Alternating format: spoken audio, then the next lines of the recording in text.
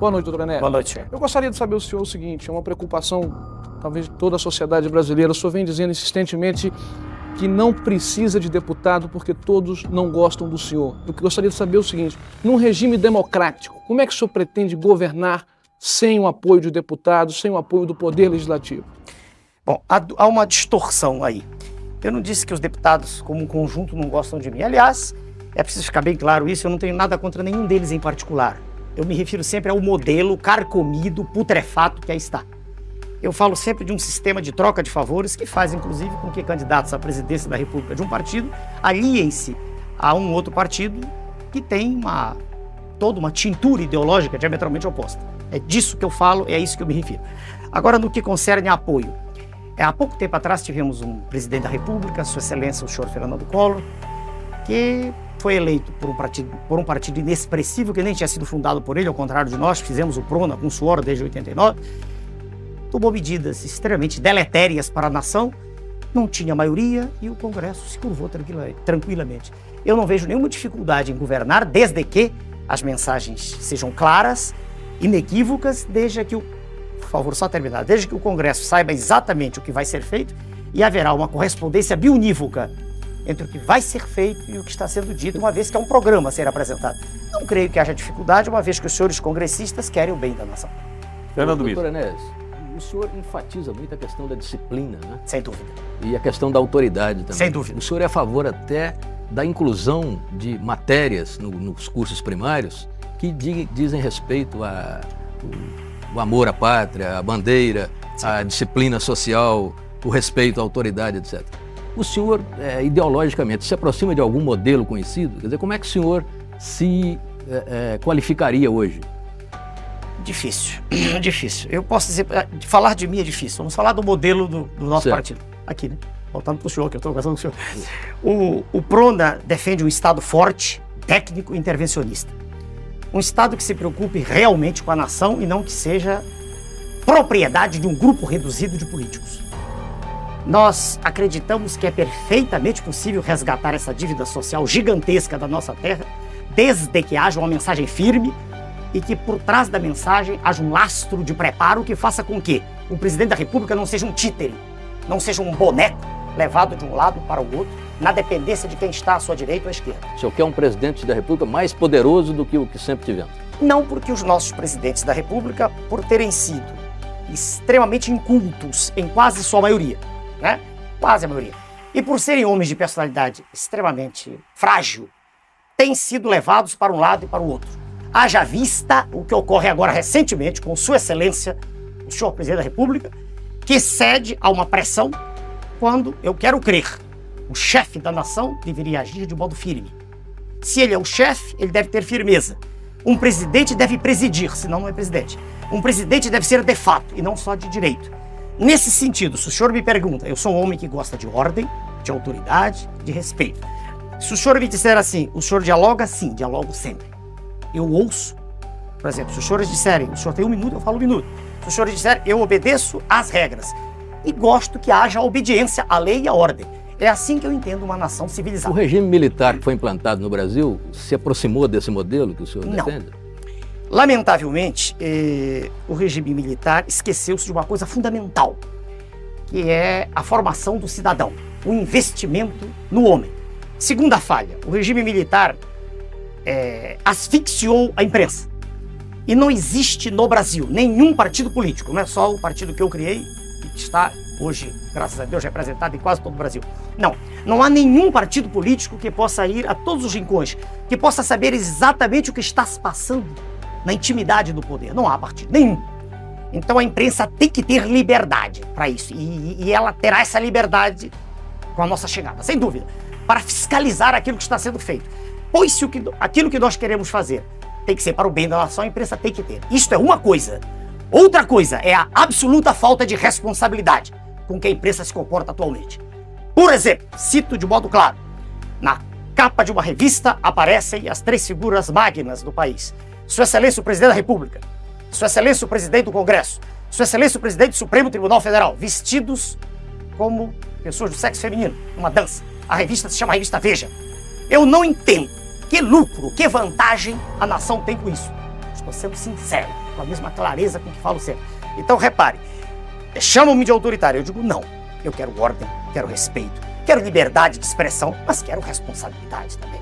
E quero crer que não há nenhum pai de família que goste de, às 7 horas da noite, ligar um instrumento, um aparelho de televisão, e ver na tela expostas cenas de lascívia, de luxúria, de lubricidade, de sexo quase explícito, que deformam a personalidade e a formação dos seus filhos. Eu não acredito que haja nenhum chefe de família lúcido que goste disso. Doutor Ernesto. Essas teses são claras, eu estou repetindo como sempre fiz. Tá, vamos a mais uma pergunta. Apenas quero dizer, Clóvis, o seguinte, que o senhor Guilherme Grimaldi de Piranga já usou essa expressão autoritária que o senhor mesmo usou agora. Normal.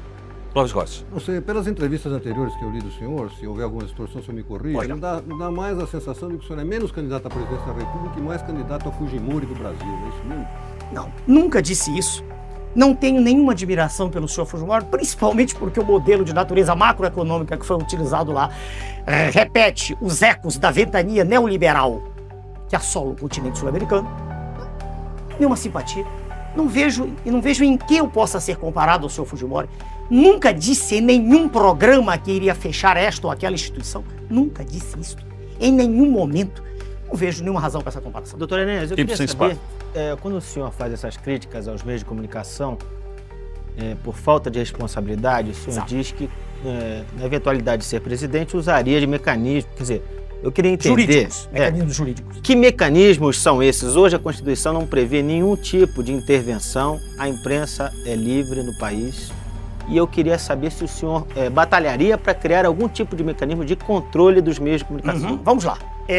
Hoje mesmo eu estive com a TV Bandeirantes, eu conversei com o senhor presidente da organização, disse exatamente o que estou dizendo aqui. Eu digo as mesmas coisas sempre, com clareza meridiana.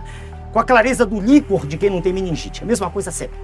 Veja o senhor, existe um estatuto da criança e do adolescente, ao qual não há nenhuma obediência no país.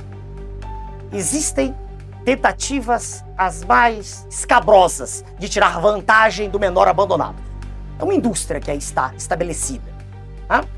Então, é perfeitamente possível, usando a lei, tendo inteligência e vontade de ação firme, conversar com diretores dos meios de comunicação e mostrar a eles que é possível, ainda mais estando da presidência da República, com o poder que a lei confere, e tendo um Congresso que naturalmente estará afinado. E eu digo, por que estará afinado? Eu digo já. Imagine o senhor que, tendo 1 minuto no horário eleitoral gratuito, eu chegue a ser eleito. Imagine o senhor, apenas como exercício de raciocínio. Eu terei mostrado de forma inequívoca a toda a imprensa brasileira que tudo que é transmitido todos os dias não é o que a população quer.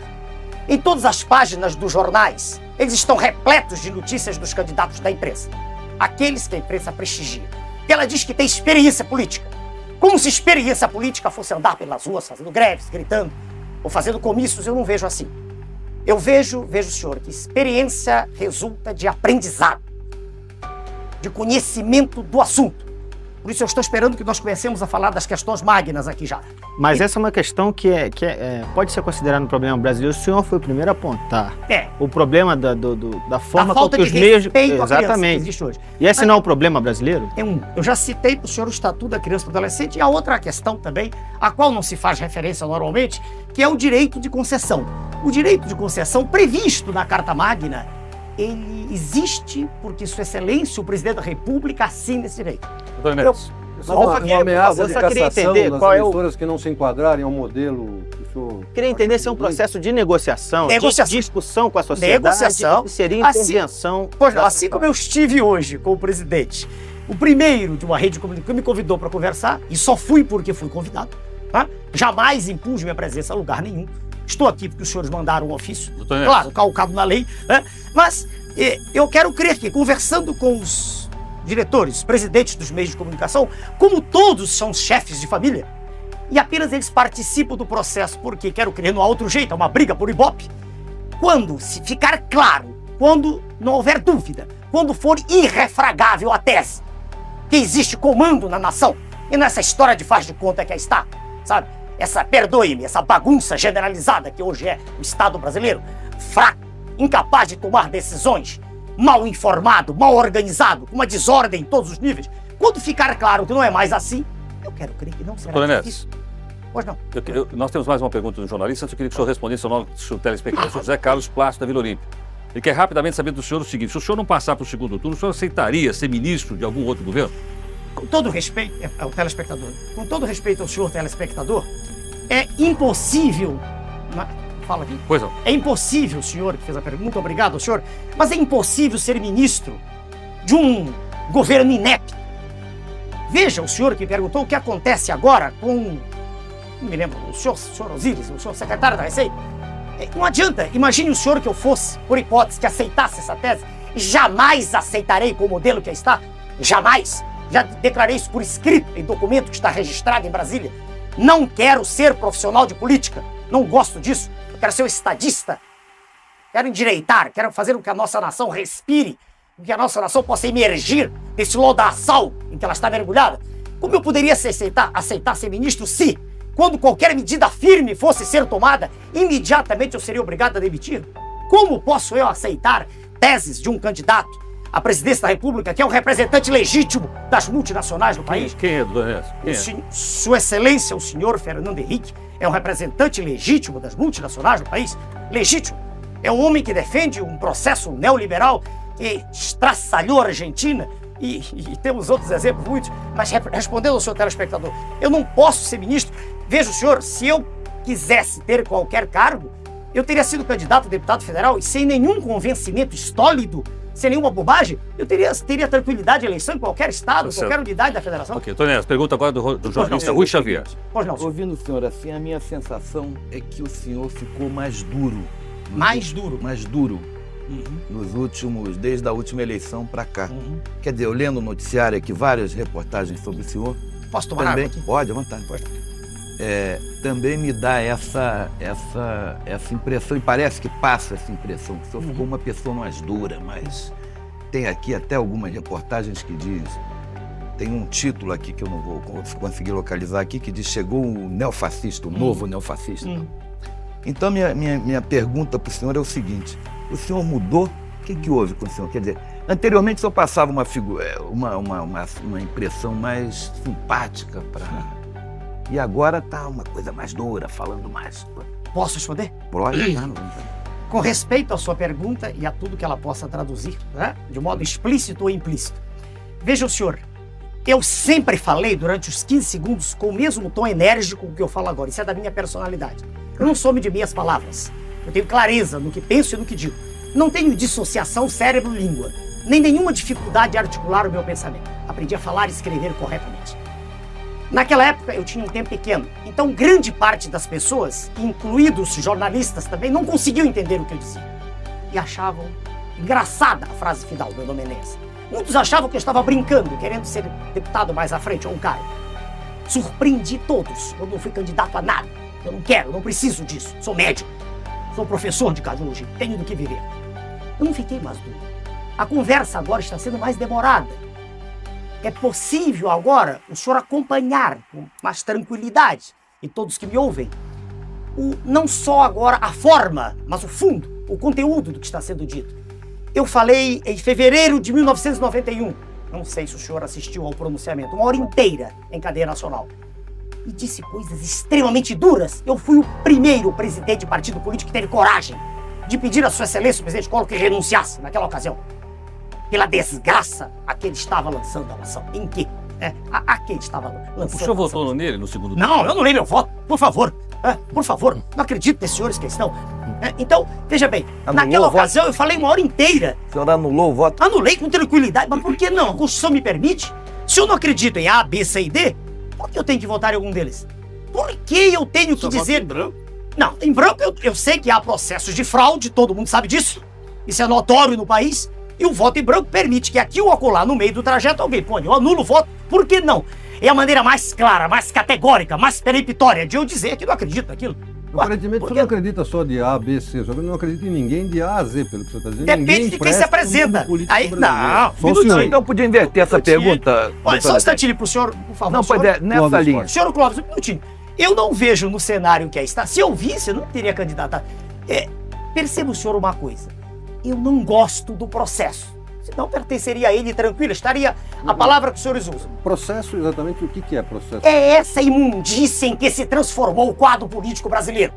É essa situação de vergonha que cada brasileiro tem quando chega no exterior. Eu estou falando de quem pode ir ao exterior, porque pobre não sai nem do bairro onde mora, não consegue pagar a passagem. Essa situação de mentira que é lançada nas telas da televisão e nos jornais todos os dias. E vou dar exemplos para os senhores, vamos falar de coisas concretas. Previdência, que é uma farsa. A maioria das coisas que são apresentadas é falsa. Quando se diz que existem 2 para 1, isso é mentira.